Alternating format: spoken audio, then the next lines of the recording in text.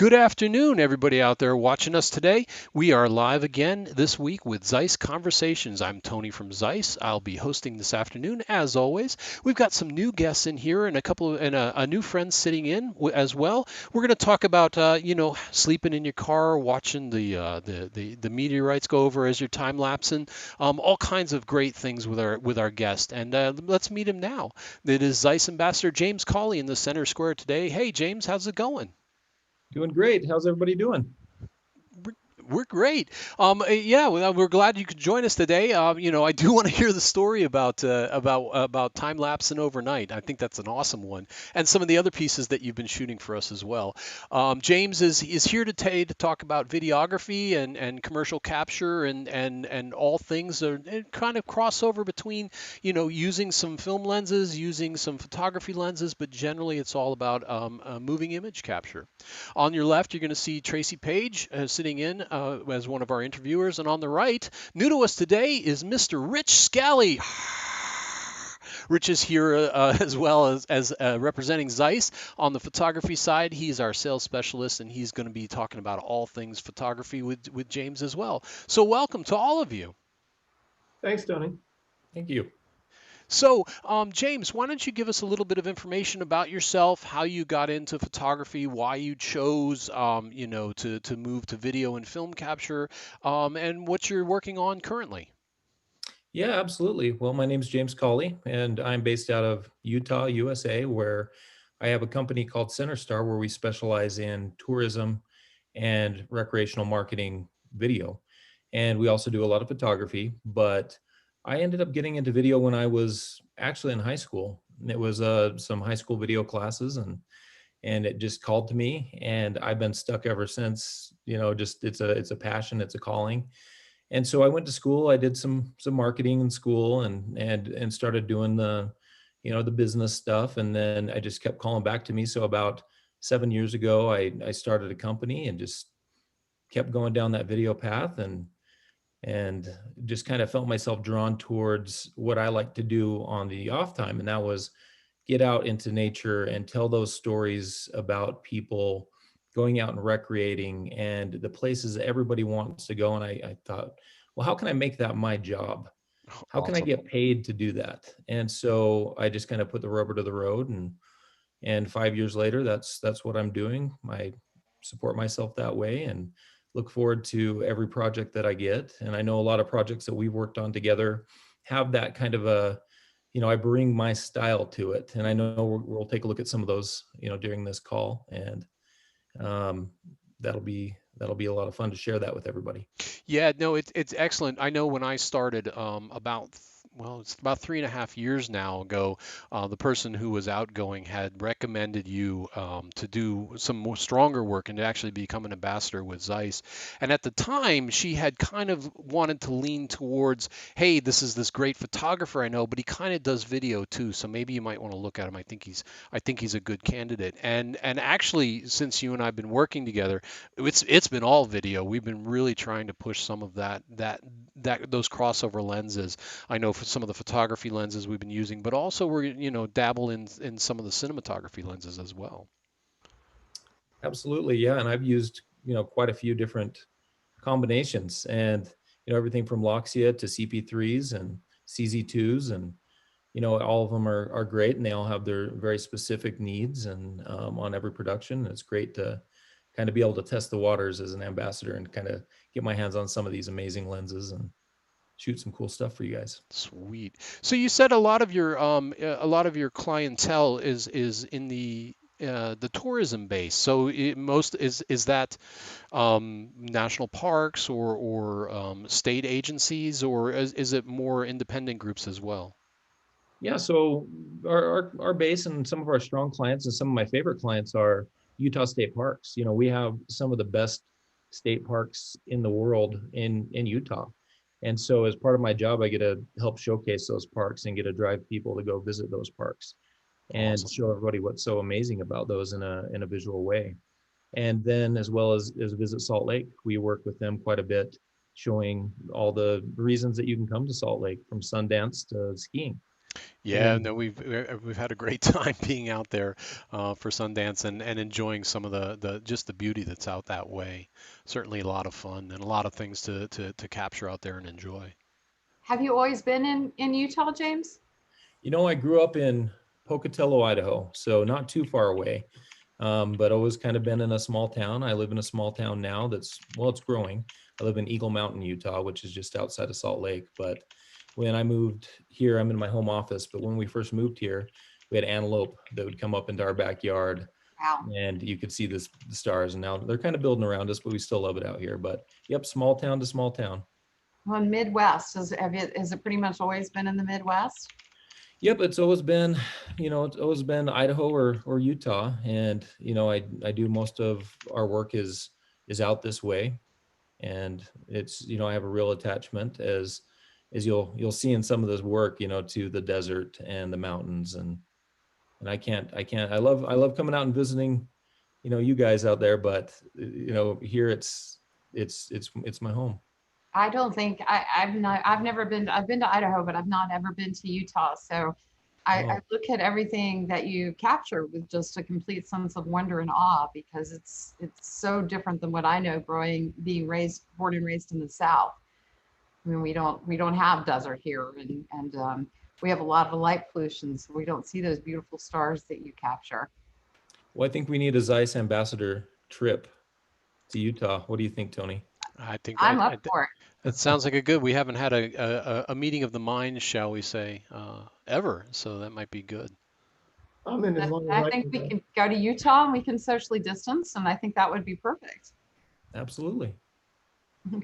We could each sit on our Zoom calls 6 feet from each other, and that would be funny. Right. But I do love what you're capturing out there. But you mentioned all of the different lenses you're using. What camera system are you shooting with?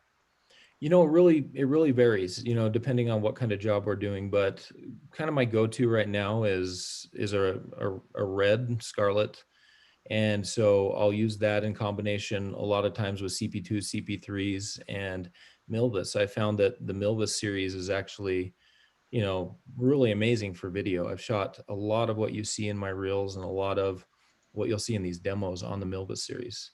So when you're shooting on a Milvus, are you shooting on, is it F mount or EF mount? So EF mount, and then I'll get a good ND system on there, something that I can either like a variable, or I use a lot of Tiffin filters. I work with them quite a bit as well, and so have a good variance of those, and it you can put like a small HD map box on there, and it's really easy to use and gives you a really good result. Do you I know tend I to like. put yourself on either using Milvus for a particular project or CP3, or do you mix and match? I mean, do you find that the footage that you get as a result is easy to combine between the two lenses?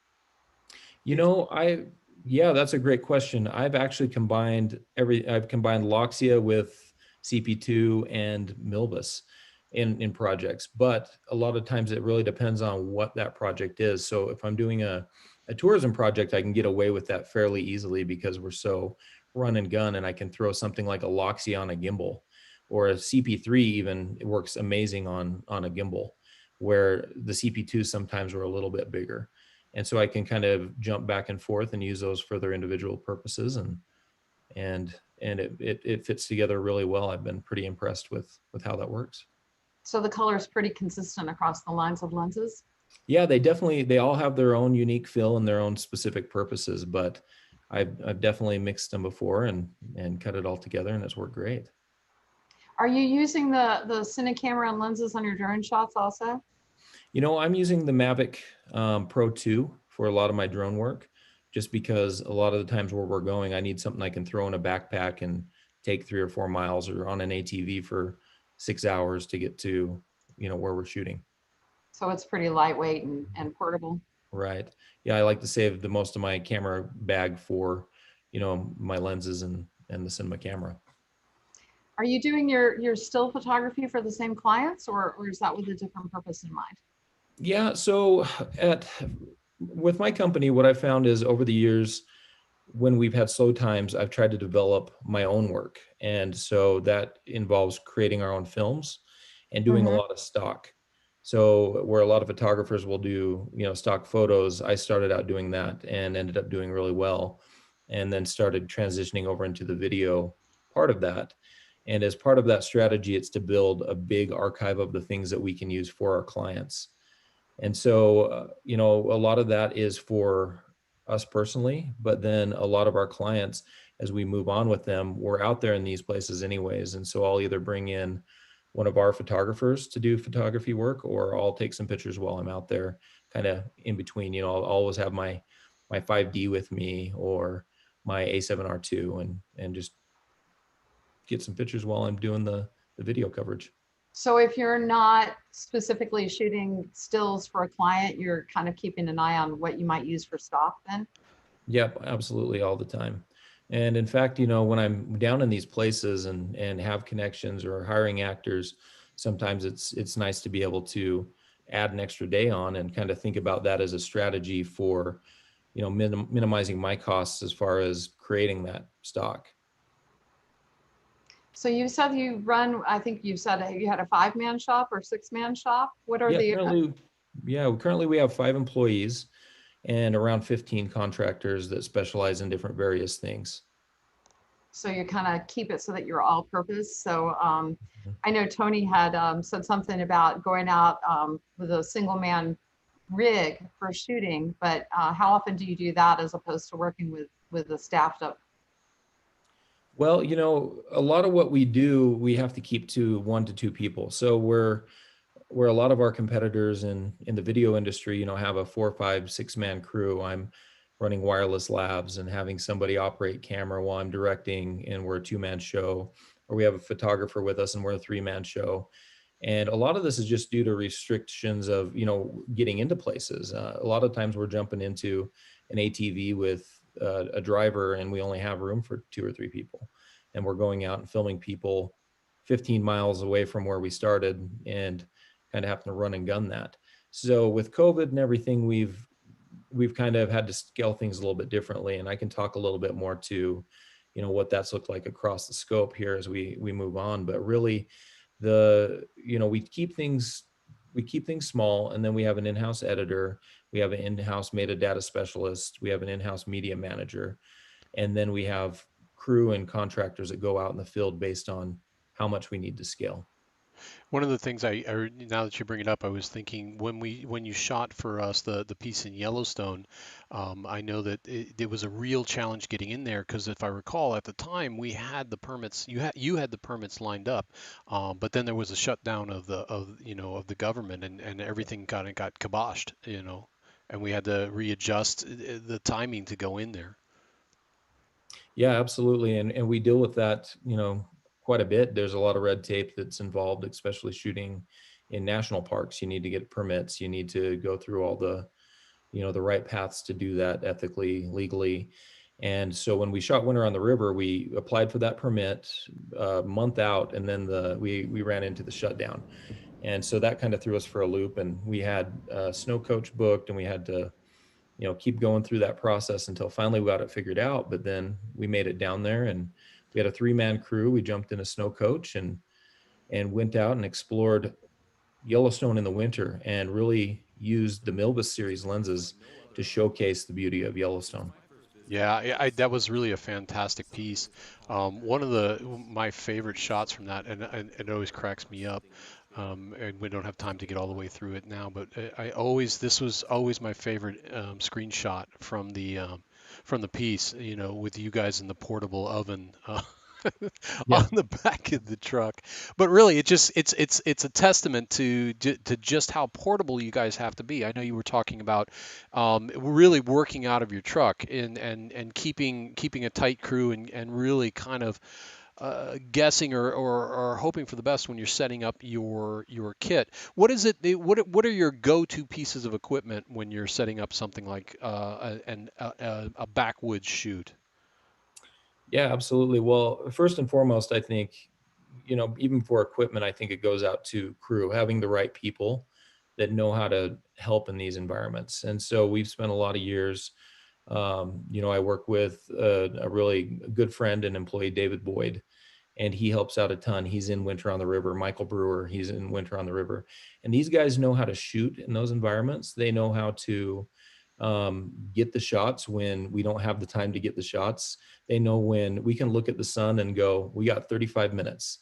And we know if there's going to be a sunset. We know all those things. Let me fix this real quick. My paper fell down right there. Got to get My that bounce. homemade bounce board. No, it's keeping the glare out of my monitor. So we know how to do those things. So first and foremost, it's having the right people that can help you get the right shots. But my go-to gear really is, to keep things high quality. I like to shoot red whenever possible. If not, I'll go with like an A7S2 going out to a monitor where I can actually record internally and get a little bit higher bit rate.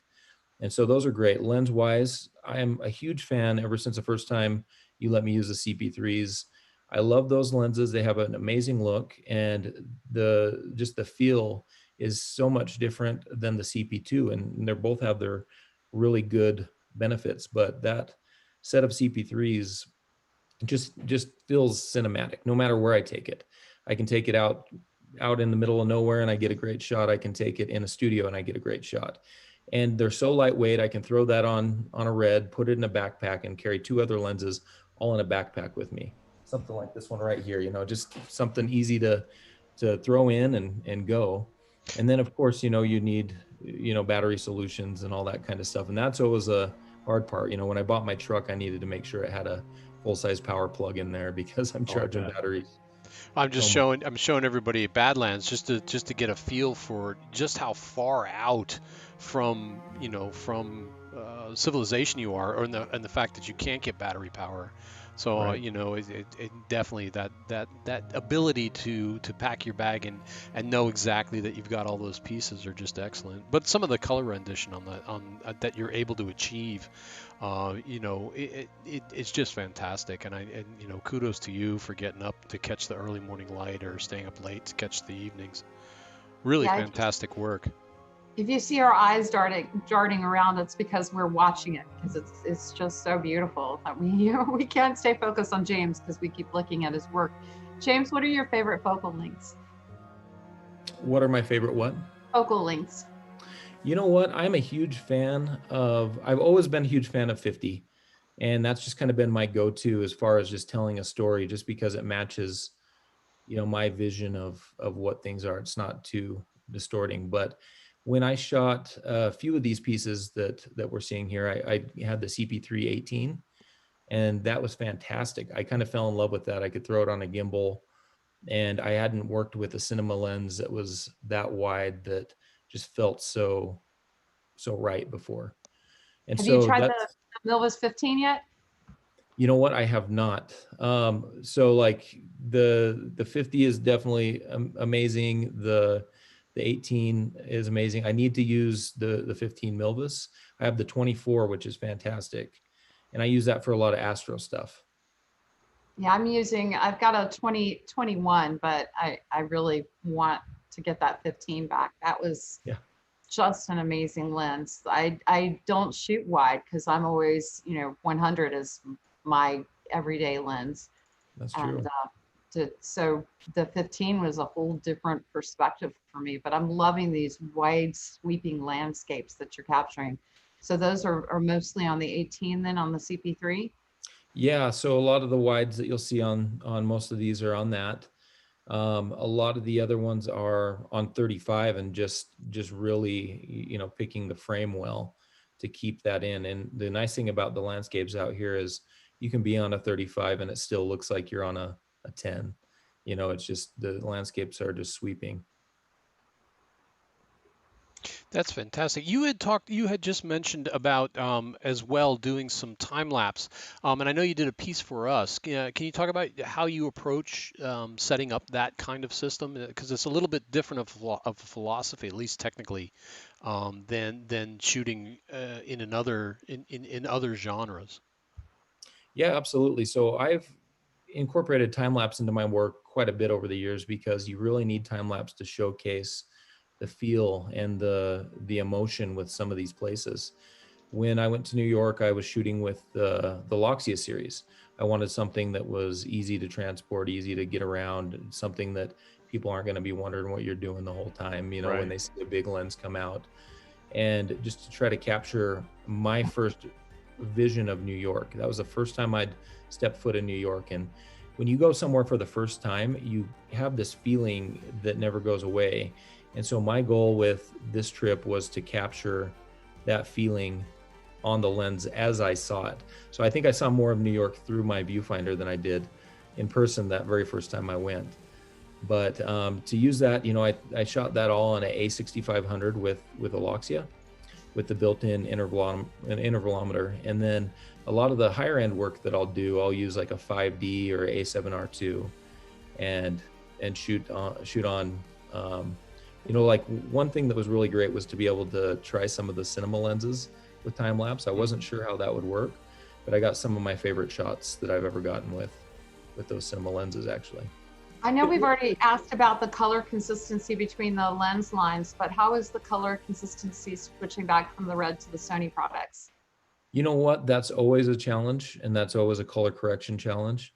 With Sony, I always tend to have a lot of green in there, and so I always kind of compensate for that. And that's, you know, it's also just kind of knowing what you're getting into when you're shooting. And so definitely the red has the most consistency. Canon has a great color profile, but when I shoot Sony, I'm always kind of expecting that a little bit, especially with reds in the desert and shooting forest scenes. You have to definitely be aware of that green tint. Some of the time lapses that were just shown of New York, it looks like they were shot handheld, or were they shot on a gimbal? Nope, everything that you see was either on a tripod, a little travel tripod, or I was just holding the camera. And so, you know, with the A6500, there was a sensor stabilizer in there that helped a little bit, but then it's always just keeping the focus point, then compiling the time lapse, and then using warp stabilizer in Premiere or After Effects to, you know, do track points, warp stabilize that, and then you have a clean frame. Like there's a shot in there of the Statue of Liberty, and after I compiled that time lapse, it was pretty wobbly, and so I had to go back in and, you know, stabilize it, and it turned out great. Yeah, I'm liking that internal stabilization on the Sony camera. That's been really nice. Yeah, So they're I can't fantastic. hold everything. I move around too much for a tripod. Do you find that working with the Loxia, especially in a time lapse, we were talking, Tracy, I was talking, the one time I was with Neil at his studio, he was telling me about all the things he had to do on the Nikon just to get the aperture to sit still, you know, even up to and including, you know, filing down the connectivity between the lens and his camera. Do you find that that the Loxia kind of lends itself because it's all manual to that type of imagery, or is that something you can also compose in an autofocus lens as well? You know, that's a great question. I very strongly prefer manual lenses. Almost every lens I own, just out of what I do is a cinema lens, you know, so most of those are that way. But I highly prefer, I just, first thing I always do is switch something to manual. That's just how I have it. You know, when I'm shooting photos, people kind of laugh at me because I never use autofocus. I'm just so used to hurrying, dialing in the shot and kind of understanding that depth of field and just jumping right in there. Awesome. And Awesome. speak of the devil, you no sooner talk about a Neil story that he chimes in with, "Hey guys, if he's watching it, hey Neil." Yeah. Yeah, no, that was we were talking about that just after he'd done some of his time lapse, and I know that that's certainly a challenge with an iris that's auto controlled. You never know if it's exactly going to be in the right spot, and it'll set off your, you know, yeah, you know, it'll mess with your color or your saturation rather. Yeah, absolutely. So manual, time lapse, everything manual, and then the use of NDs. I mean, those NDs and manual mode, that's kind of a necessity for anything time lapse. I've not done any time lapse, so now you're making me want to go play with it. But I am also all manual. I can't let the camera make decisions for me, and I have to. I really do love Sony has you know, because they have to do things for me because I'm not capable of doing them myself. So they've programmed a button on my camera so that I can just press it and, increase the size and enlarge and see it and dial it in. And it's Yep. been really, the manual focus has been wonderful on that camera. Yep, absolutely. I know where that button is. It's right there where my thumb is. And you just Yeah, zoom right in and check the focus and just keep on rolling. it's awesome. It really is. I had to move mine because they put it on the other side and I can't hold my manual focus lens and hit the button at the same time. So it's pretty funny. Plus I'm a small woman, so it's just, I'm sure, amusing to watch. James, do you have any preference between using more of a photo camera like an A7 as opposed to a RED, just for your own personal work?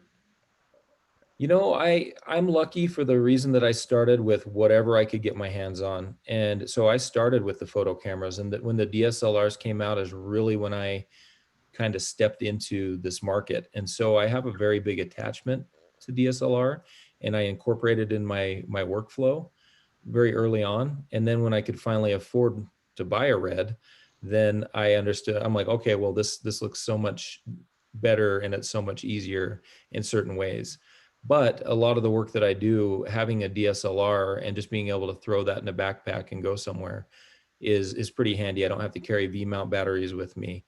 And so it really comes down to the situation, what the job is. If I'm going to be doing time lapse, then definitely a DSLR, because if I'm doing a mix of time lapse and video, I can carry one camera, do both, and really kind of hit it out of the park. If I'm doing something cinematic, scripted, something that has some technicality to it, I'll go with the RED and build a matte box out and have a slider on set and all that kind of good stuff. So it really just depends on what I'm doing.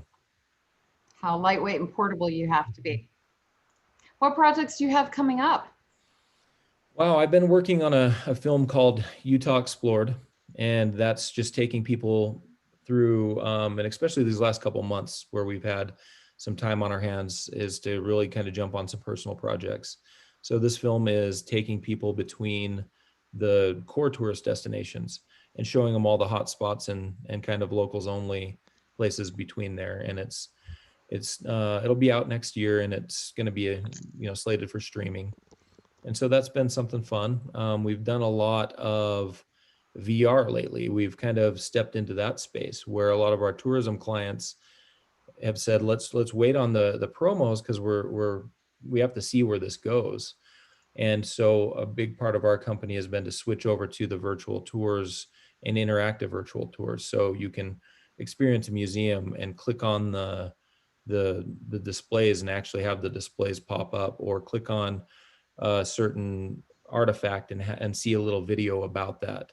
And so that's caught on pretty well over the last couple of months, and it'll probably end up being a staple side part of our business. So what equipment are you using for the VR work? So that's a combination of our typical video work, and then we're using the Theta 360, or excuse me, the Insta 360X is I had to look at it over there, has been a great camera for shooting a raw 360 image that we can then take and have be very clear once we port it into that. And then components in that is a lot of photography. So we'll take photos of all the displays, or the petroglyphs, or whatever we're at, and then we'll do little video tours where, say, we go with a museum guide, and they'll take us through and show us all their favorite exhibits. And so this is something that can live now, that's very good for education, but it also lives beyond COVID times, because then it can be kind of a little taste and where somebody can come and plan their trips. Do you think that this is going to be a trend toward what you're doing in the future? I know 360 videos and the tours have been around for a long time, but where we've kind of changed it up is made that interactive, where a lot of times it was just you walk through somewhere, you click forward.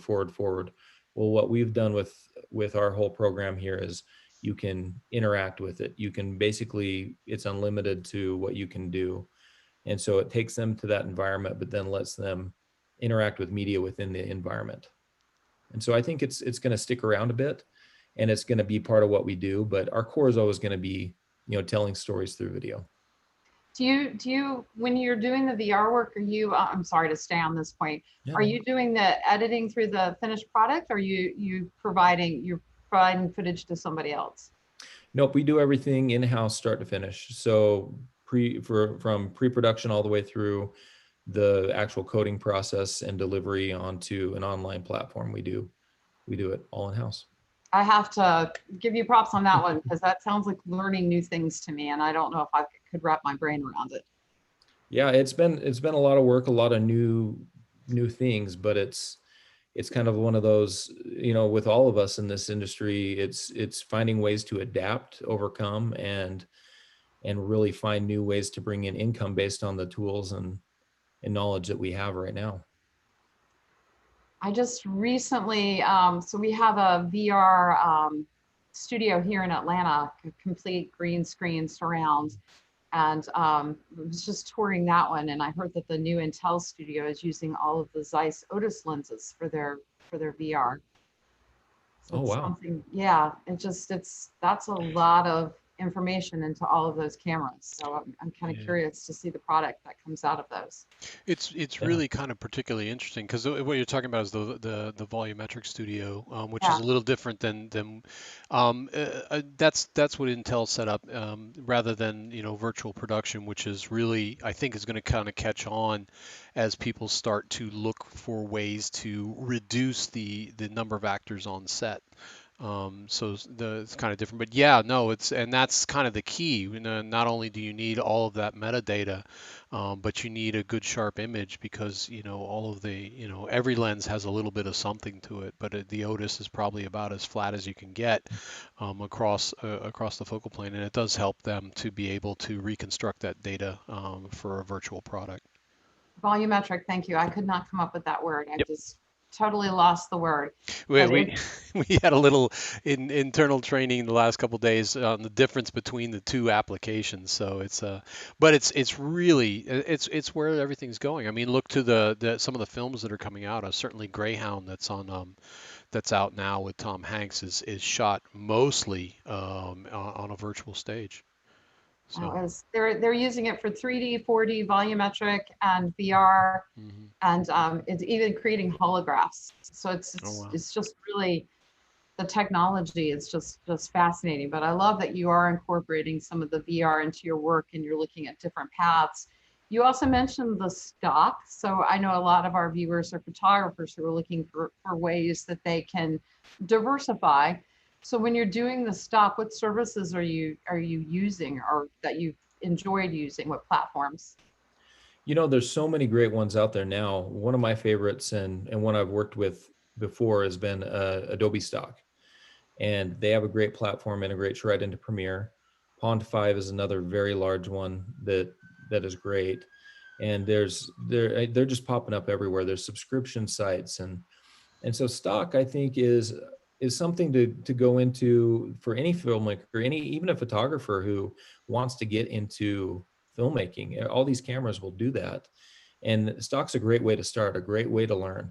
You have an awesome lens that you're using to take photos, something like the Milvus, flip that camera over into video mode, and you can start creating a sustainable income while you're learning how to become better at videography. And so that's something when you go out on a photo shoot and there's something that's applicable to stock. And it's also being smart about, what kind of topics what would you buy if you were going to go and buy stock? And if it's ducks in a pond or a fountain at a park, sometimes that's not going to be bought as much. But if you have talent and you have a model release and they're open to doing a couple video shots, why not? If you can do that, it's a great way for people to earn extra money and increase their knowledge. No, I think it's a great idea. We just had Terry White on from Adobe, and Terry, he's a Adobe evangelist, and he does talk when he's out speaking about Adobe Stock, and I'm it's one of those things I keep thinking I'm going to look into. But he always talks about the newsworthiness too Yes. of what you're feeding out there. That if there's something coming up, if you know there's a hurricane coming up and you've got some hurricane shots, or just if you know that there's something happening, run out there and get it up. Then when the news services are looking for images, you'll have something current. Absolutely. And yeah, just you need to have content that is timely, but also it's a good idea to have a lot of content that lasts the test of time. Some of the best stuff that I sell is shots of eagles.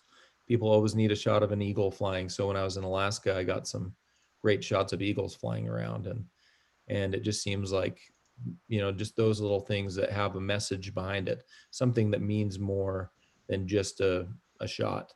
Those always sell the best. It's really, and it always comes down to it's how do you tell the story? What is the story that you want to tell and put into imagery or moving imagery? And what you actually have a one that's out on the festival circuit right now, that kind of came out of that something that had germinated. I know that we talked about. Do you want to touch on Native Son and how that came to be? Absolutely. So I'd always had an idea to do this, and I've been around a lot of friends and a lot of different cultures, and I wanted to tell the story of Concho Sash, which is one of my friends. We'd worked on some previous videos together, and he's training to be a boxer. And he also, he grew up in Navajo culture, and so we wanted to showcase some of those things that was important to him as he trained to become a fighter. And so during the process of creating this film, we wanted to kind of have a very, back and forth between his traditional ways and how that makes him stronger, and just the traditional training of going into a boxing gym and learning to, improve skills. And I think what came out of that was a very unique set of images that shows his dancing. He dances at powwows. And so we went out in the desert and we shot these scenes, and how he connects to the earth, and how he listens to his elders, and how he takes what he's learned growing up and ported that into becoming a fighter. And yeah, it turned out to be a really great piece, and one of the things that I'm most proud of in the last few years. And it was a Zeiss piece. So thank you for the support with that Oh, project. of course. No, and it's always fantastic. It's part of the best part of the job for me is that we have the conversation and then I get out of the way, and then I get to see what comes back, and it's always just a fantastic piece. I mean, every single photographer that we do work with just brings back incredible imagery, and I'm always so excited. It's a true delight for me to help in any way that we can, to try and bring your image, your thoughts and passions to the within the on the screen. So, Yes. but yeah, that one's. I know that I kind of sneak peeked it here. I know that we've been trying to keep it a little sequestered because it's on the festival circuit. But yeah, no, I think that's a fantastic piece, and I hope it does well. A lot of good things came out of that, and certainly you kind of shot that as a one-man crew, I think. Yeah, we did it very, very low key. We this was before COVID and everything, but again, kind of going to our style of letting the performer perform and just kind of standing in there. We had, again, my crew was there, but it was always, 1 to 3 people. Mhm.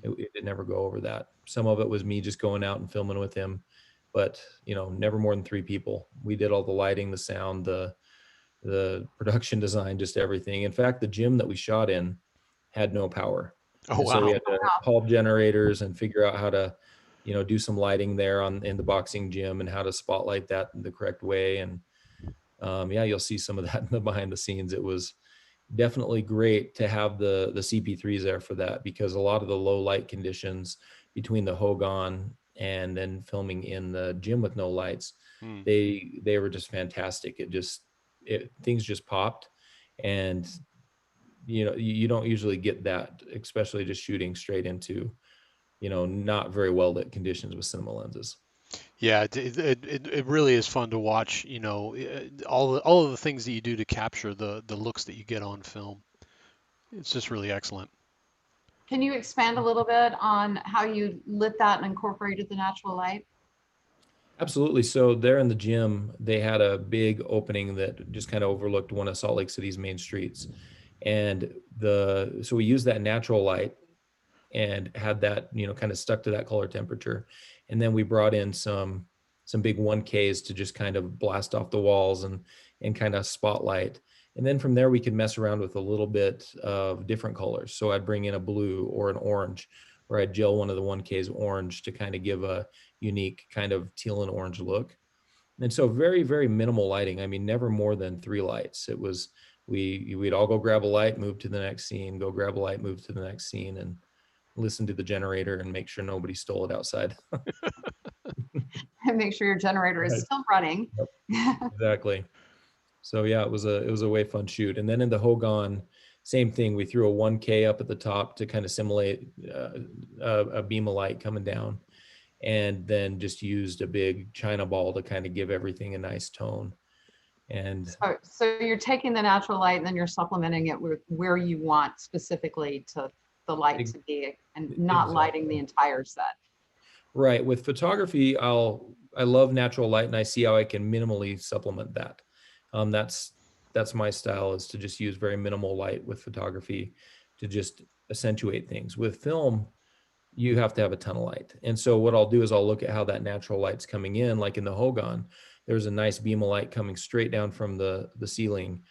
And so we looked at that, and I figured out a way that we could boom the light up there and really pop that out so we could not get a really muddy image. And I think it turned out great. No, it's beautiful, absolutely beautiful work. I want to ask you some questions about working with talent, because it sounds like this particular project, you knew somebody and kind of started with that story. Is that typical for you, or do you hire talent to come into a story that you have otherwise in mind? So that's a great question, because probably 95% of the time we're working with real people. Center Star works with people that are not actors. They're not used to being in front of camera. And I do that for a big reason, is when I'm going out there to capture somebody that rides four-wheelers through the desert, there's a moment when they're riding that four-wheeler when you can see it visually on their face. You can see it in their aura. You can see them experiencing that. When you're working with a real boxer, you know that when they're having struggles or when they're trying to get better at something, or you can feel that. And I like moving beyond actors, because you just feel what they're being a part of. And so, yeah, a lot of times we'll do very minimal casting. We'll find somebody. And in this case, I approached him about it and said, well, how about we tell this story? How do you feel about kind of tying in the old ways with this? And he's like, well, I need to brush up on my Navajo. And so we kind of figured out, and he went to one of his elders and had them go through what we wanted to tell and help us to really pull out the right way of saying that, and then tie it into when we were filming so he could get in the right state of mind. And when we were filming and he would go into his meditation, we'd really let him go into his meditation. We wouldn't just say, okay, act like you're meditating. So they got into it, and multiple times when I said cut, they would still be doing the prayer ceremony. And it's not something you just cut off. It's something that's, it's real, and it's respected. So it's just learning those different things and working with real people that I just love so much. Well, and because they believe in it, it's believable and it comes across on camera. It's authentic. It may not always be polished, but I would rather have authentic over polished when it comes to a lot of my work. Do you do most of your stories? Do you find most of your stories kind of center around where you're based, or do you try to take things elsewhere? I've done everything from Carnival Cruise Lines to, stuff out in Oregon and on the coast, up in Alaska. Really what it comes down to is if it ties into that feeling of being outside and connecting to recreation or the outdoors or tourism, that joy that somebody feels when they book a trip to Rome. Why do they want to go to Rome? What's that spirit of adventure that calls them to go there, or Fiji, or go explore a desert slot canyon? That's the stories that we want to tell, and that's the stories that we're good at promoting. What about for your personal work? With my personal work, I'm obviously drawn to about the same stuff. I really enjoy sci-fi. I've done a few short films, and on Amazon Prime, you can check out my films, Epic Mysteries, Bigfoot, and Haunted Travels, that I made years ago. I love that kind of funny stuff. And so, I'm interested in kind of with anthropology, what people believe and why they believe it. And half the time you go in thinking this is odd, but then you start, about a day or two into it, you're like, man, I see where they're going with this. I understand why they believe this. And so that's what I think from a personal level to a company level, you get out there and you experience other cultures, other people's beliefs, and then you truly expand yourself. And so that's what I always strive to do with photography, with videography, is to help other people see that without having to go there. Well, I think, when you talk about the anthropology, and I know you mentioned earlier you're working on finishing your degree in anthropology, so I know that's a real area of focus for you. But you're not just talking about the people that you're seeing here and now experiencing things. Now you're bringing things in from a civilization timeline. You're bringing in their history and the core of who they are. And I think your work is beautiful and fascinating. And I really, now that I know that tie-in, I'm going to enjoy it even more.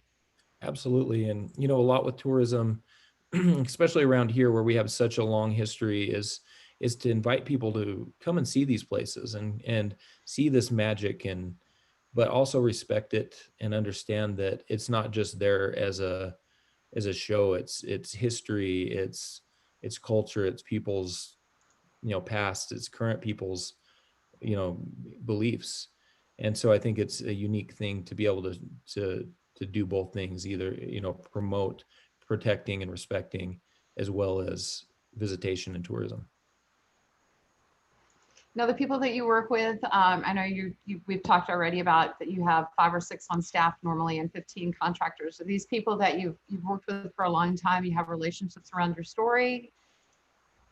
Yeah, I've everybody I've worked with, we have a long history. We've worked together for years and years, and we like to keep that close team, and we welcome people in, and they have to have that same passion. It's almost like an initiation. We need to be able to know that you can go and sleep in a tent for 3 days and still be able to work and figure out how to charge your batteries with a solar charger, and think and plan for those things when we get together and we go do these projects. And then we do have contractors that specialize in certain things. When we need a very high end aerial shoot, we'll bring in, like my friend Chris over at Cinechopper.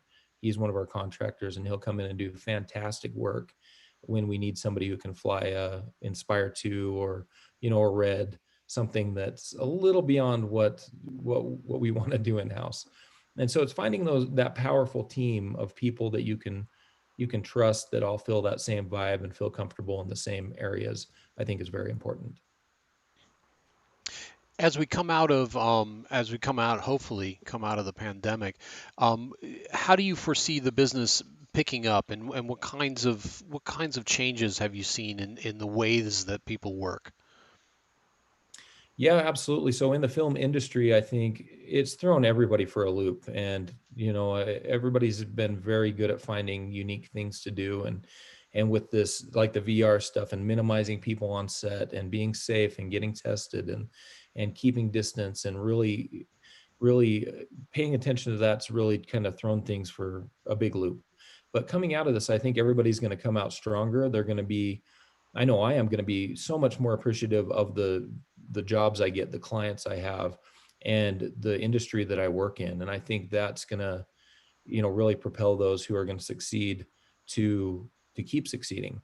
And I think as far as it changing things are going to be done a lot differently in a lot different ways. And I think most of us are seeing that, and we're changing the ways that we do things to become a hybrid of who we once were. Right. I Right. think I think a lot of people are going to be following you down the path of smaller teams, smaller controlled teams where you know the environment within which you're working. I was just on Absolutely. a conference call with some of the unions here in Atlanta, and they were also talking about using the close-up shots with the wider lenses are probably a thing of the past, and that they're moving to longer lenses to get those shots so that they can distance as they shoot them.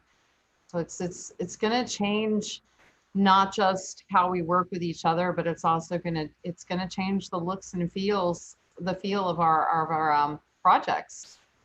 Absolutely. And the reason that clients are hiring are going to change. In my industry, the way that people have done tourism, that's going to change immensely. The amount of days that people stay has already changed. People are staying long term. People are not doing 1 week in places, are going 3 4 weeks.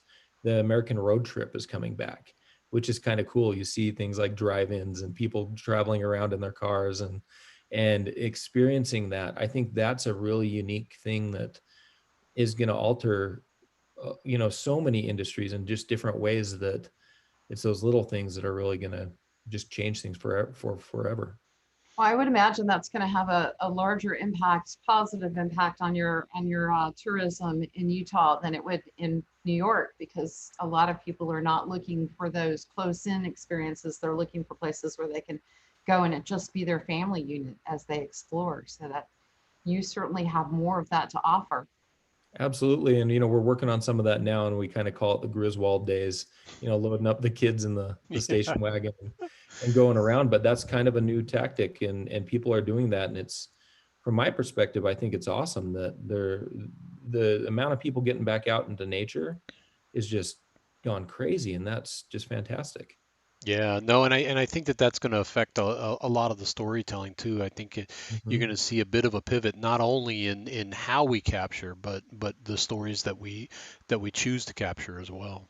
It's just going to Absolutely. change all of us. James, I just can't thank you enough. So, you know, James is more on the video and cinema side, and I'm more on the still side. So we don't cross that much. So this has just been such an absolute pleasure for me to get to know you as one of our Zeiss ambassadors, and learn more about what you're doing and where you're going. And your work is just so stunningly beautiful. And of course, I shoot mostly on Otis, so I get to see what you're doing on Milvus and CP3, which is really, really just nice stuff. Thank you very much for being on with us today. Absolutely. And I've really enjoyed all the projects, and thank you for having me on. Look Yep, forward to lots more. of course. Yeah, no, certainly. And as things start to get back on track, we're certainly going to be looking to pick your brain on new projects and new things that we can hopefully put together and together and get the word out there and really kind of capture the imagery that you're able to bring to the screen. Well, thanks, James. I appreciate you being with us. Thanks, Rich, as well, for sitting in today. And we're happy to have you here. Tracy, as always, thanks for being my partner here on the Zeiss Conversations. Thanks to everybody, and thanks to you as well for hanging in and being with us for this conversation. We love to talk about art. We love to talk about how things are put together and try to bring you a different perspective on just how people are really bringing their passions into the image and onto the screen. Thanks again. We'll see you again next week. Have a great weekend, everybody. We're clear.